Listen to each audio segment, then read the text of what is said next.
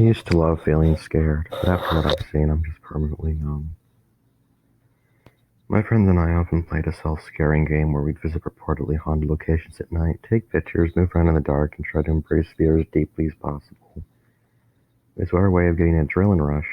Some people went skydiving, some people raced for cars, but we purposely scared the hell out of ourselves. Gabby was the biggest fear junkie out of all of us. She was the one most invested in taking photographs too, as if she was intent on proving the supernatural actually exists. I didn't have the heart to tell her that I didn't actually think there was anything out there.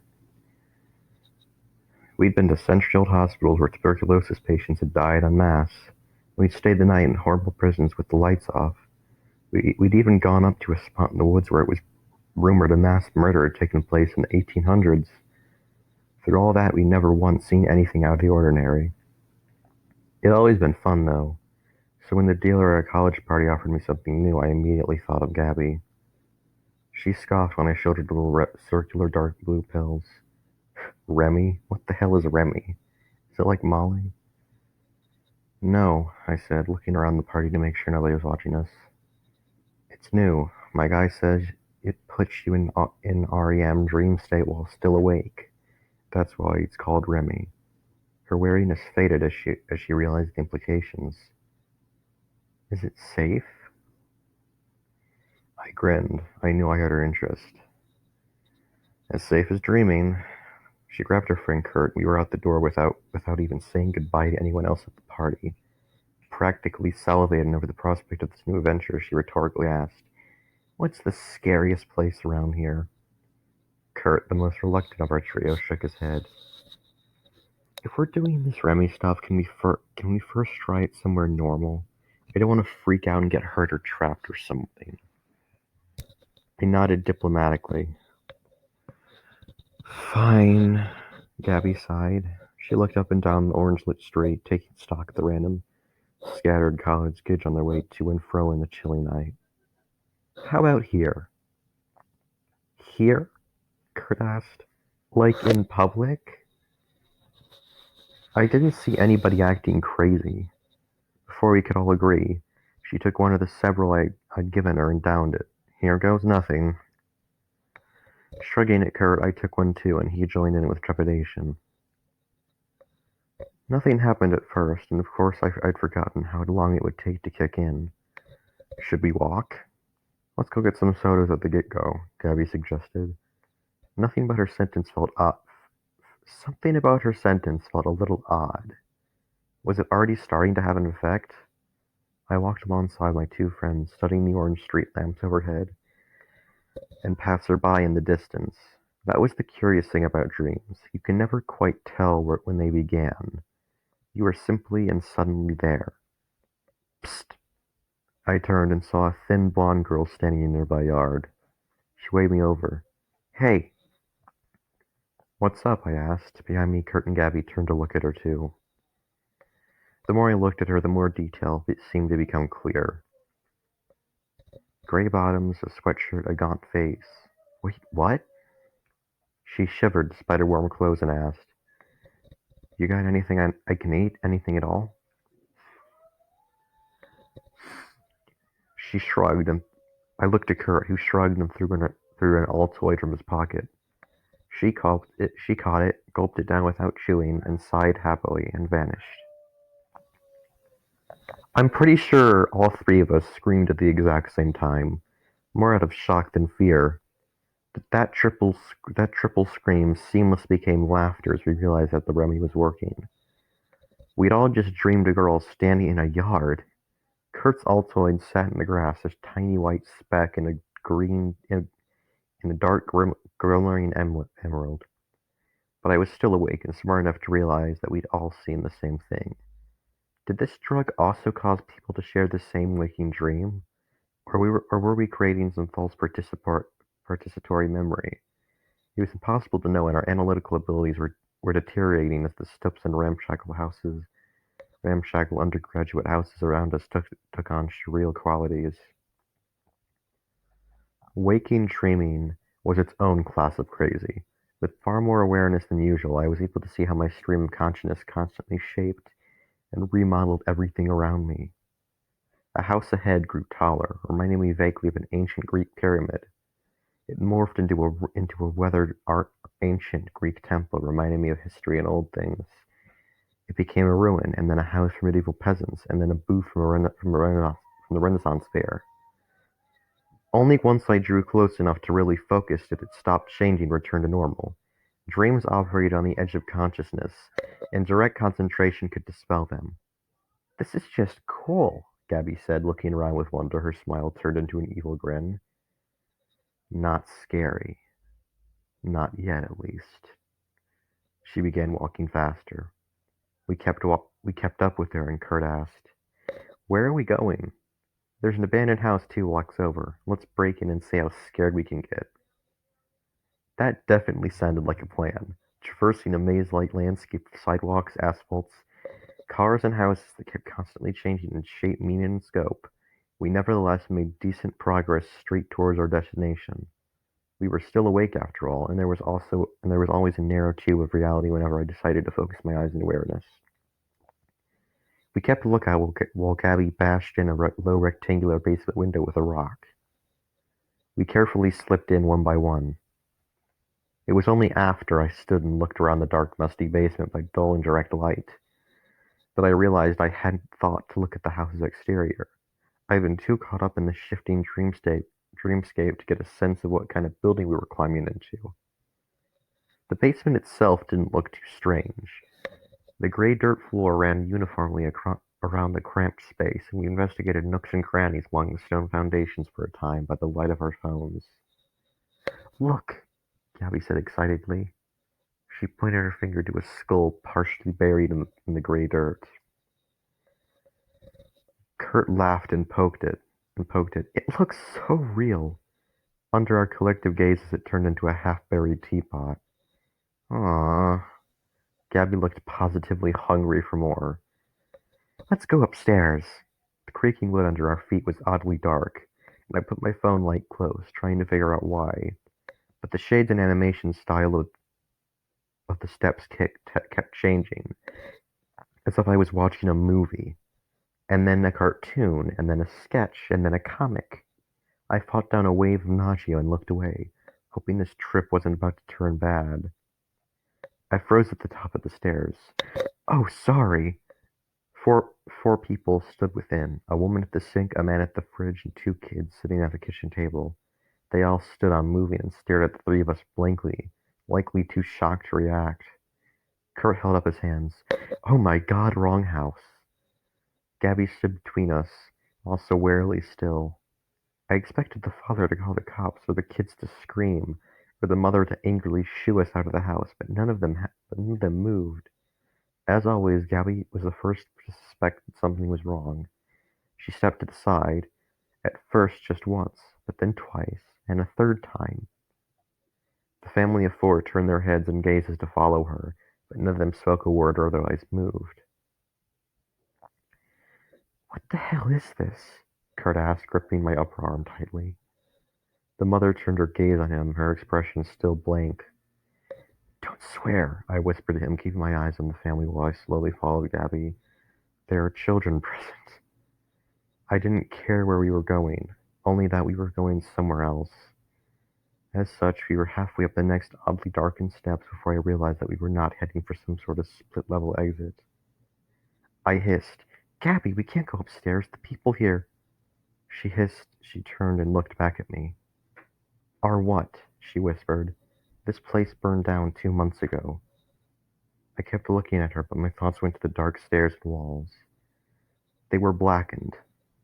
I now understood, because they were charred, and the family in the kitchen.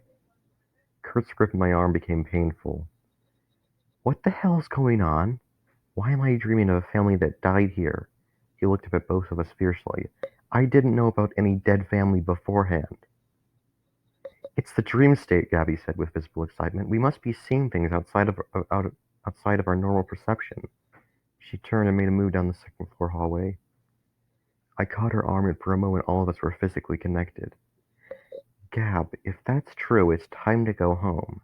Study this until we know more." "Are you kidding?" She pulled away, breaking contact. What if it's a one-time deal, an accident timing in biology? These are the big leagues. This is what we've always looked for. She darted off, disappearing into the shifting darkness and shade of the surreal second-floor hallway. Kurt let go too, fleeing the other direction back down the stairs. I can't. I'm sorry. I just can't.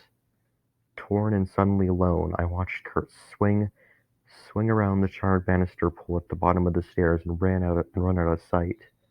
And then I turned to face the shifting and uncertain hallway. I had to believe that Kurt would be all right since he was heading for the front door. Gabby, on the other hand, was heading deeper into a place where the living very much did not belong. I stepped forward into a swaying sense of subtle dizziness that hung about the second floor proper. And it took a few moments before the slow back and forth and eerie creaking made sense. A boat! It felt like I was in the narrow hold of a boat. But on what ocean were we drifting? The phone in my hand had become a small torch burning with a dim white flame, and I held it before me as I cautiously opened the first door. It creaked horribly and then splintered away, too charred to function.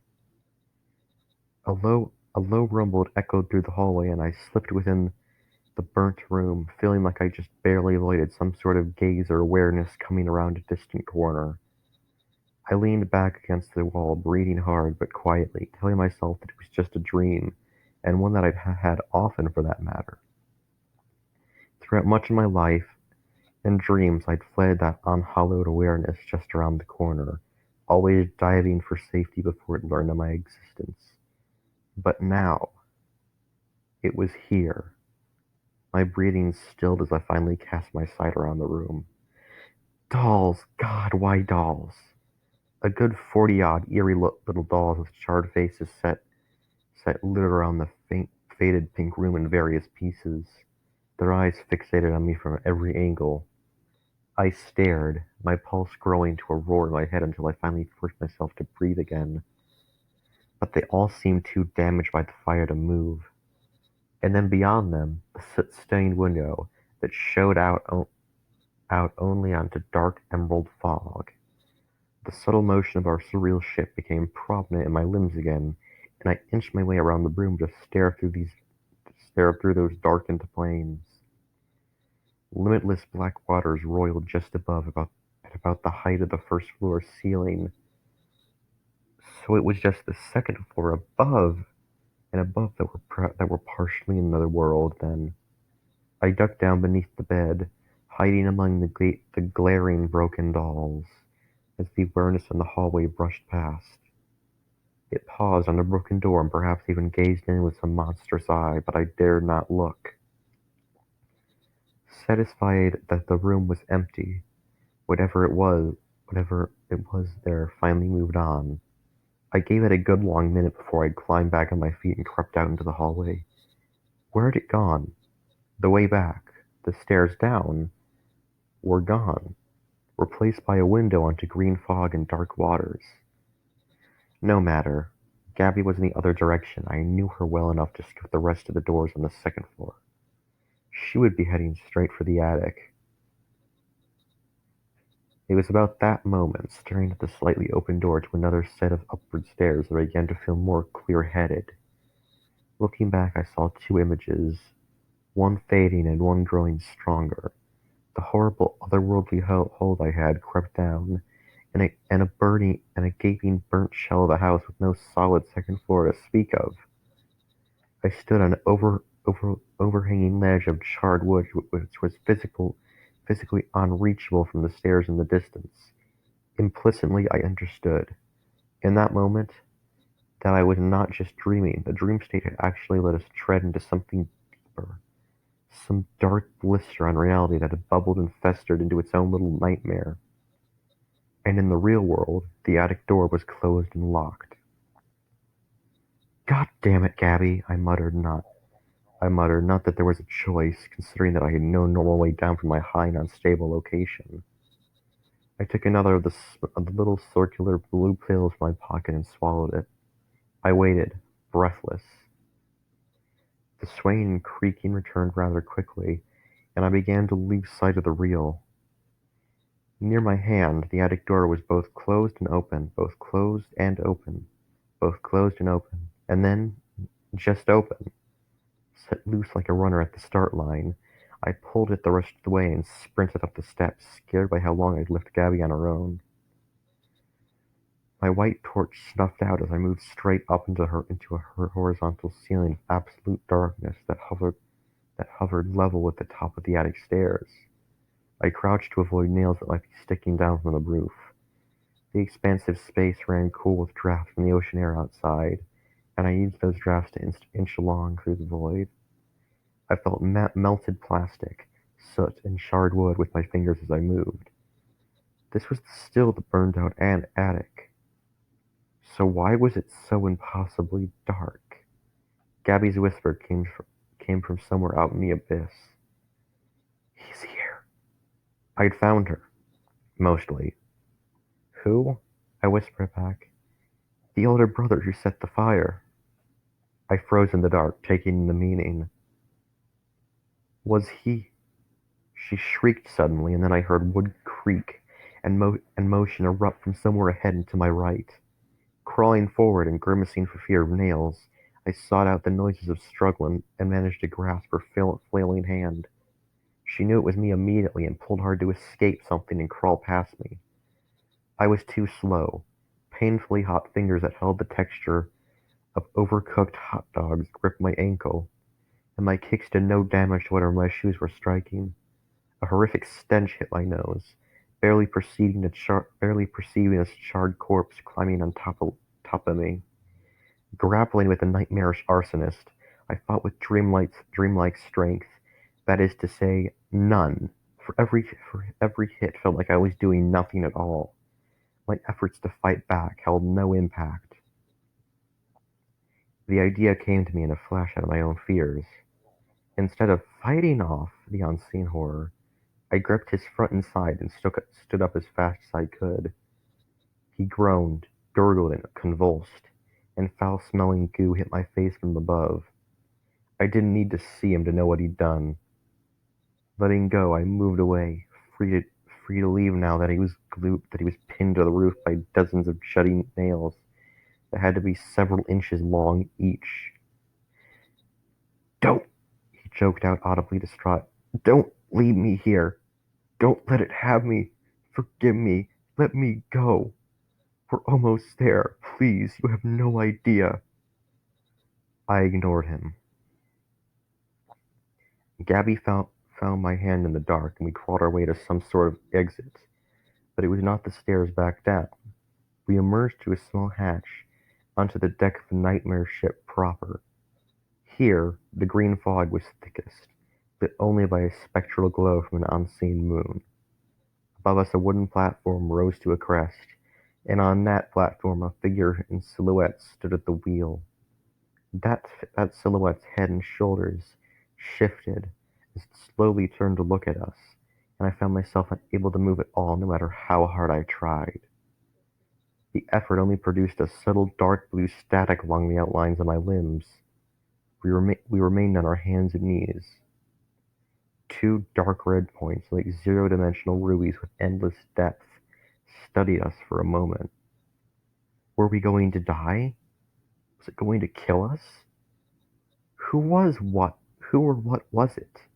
We'd crawled through a dead family's unending nightmare in a child arsonist's private hell to find what? The ruby eyes shifted away, facing ahead again, and I was suddenly able to move. It began to point straight ahead at some distant approaching destination. The emerald fog around us roiled in a new breeze and began to slide away. I pulled Gabby back towards the house, but she resisted. Her eyes gleamed by a spectral moonlight. "Don't do it," I whispered, but she crawled out of my immediate grasp as I remained at the hatch back to the real world. She pulled out the handful of dark blue pills I'd given her and downed them all in one determined gulp. "I have to know." I screamed at her, but she clambered to her feet and began to ascend the lay of the ship toward that figure. I thought to go after her, still, even then, but I felt it coming in over the waves. That awareness, larger and closer than ever. No longer just a stalking shadow itself, but real, present, and growing nearer. Every almost encounter with it I'd ever had in dreams had been nothing but avoiding the smallest sliver of that ultimate terror which lay ahead on this dark ocean. I knew then if I failed to avoid it, knowing me, that if I had ever gone around those dreamscape corners just a little bit slower and gotten seen in the utmost indescribable sense, I would have died in my sleep or worse. Crying. I was crying. I could actually see a shadow of the future in my mind generated by my dream state. I could crawl back into that hatch and let Gabby find what she'd been seeking ever since her parents had died, and nobody in my world would ever see her again. I would live the rest of my life wondering if she was suffering an unimaginable fate all alone, and God knew wherever this was. It was coming up over the waves. Seconds, heartbeats. We had mere moments. Screaming silently in my head, I abandoned my grip on that hatch and ran up the charwood of the ghastly ship and tackled her. She struggled and bit and clawed at me, but I dragged her away. There was no time for going back the way we'd come. A rising scream that shook the world, reached a crescendo as the beast tilted up along a massive wave, preceding the unknowable beast. The waters were dark enough to hide it from sight, but that would have to be enough. With an instinctual prayer expressed by a leap of my heart in my chest, I pulled her over the side with me, and we plunged down into the icy pitch, and through it, down onto hard autumn-chilled grass where her legs snapped like a twig, and my arms shattered in 4 places. Of course, we could never truly explain to anyone why we jumped from the roof of that burned-off house. Kurt swore that his pills had worn off by the time he saw us fall out of thin air. I did my best to convince him it was the last effect of his dream state. My pills I ground up under my pills I ground up underneath my shoe while I painfully waited for the ambulance to arrive. I sat by Gabby's side in the hospital, at least as much as they let me. With no parents and no family, I was her emergency contact. And the confused doctor explained that he honestly had no idea what was wrong with her. She was unresponsive and wouldn't wake up, but unlike a coma patient, her brain activity constantly high. Was constantly very high. Coma patients never experienced REM sleep almost by definition, but she was always in it and exhibiting signs of extreme stress besides. He'd never seen anything like it, but I knew what it was. I'd only saved her body. She'd overdosed on dreams and fear, and the rest of her was still there in that nightmare layer of reality. What she might have found I'll never know, but I no longer enjoy fear. I've seen where it comes from, nearly touched its source directly, nearly had it become aware of me personally in return, and I've no desire to go back there before I see death a second time, and he drags me kicking and screaming into its inescapable maw.